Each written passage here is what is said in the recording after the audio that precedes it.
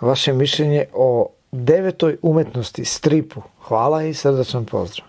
To je jako lepa umetnost, strip, i ja sam razmišljao da angažujem, nego ne mogu sve da postignem. Mislio sam da ovu moju mlađu decu uključim da se povežem s nekim ko radi stripove. Imam ja drugara, ovdje u Leskovcu. Je tako?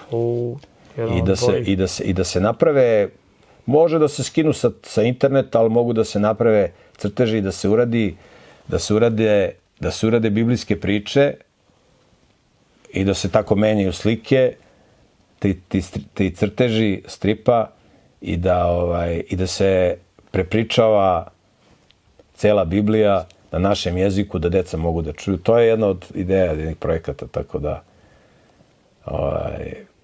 to je lepo kad čovjek zna da crta, ali da ga iskoristi za nešto dobro, za promociju pametnih stvari, za promociju Božje nauke.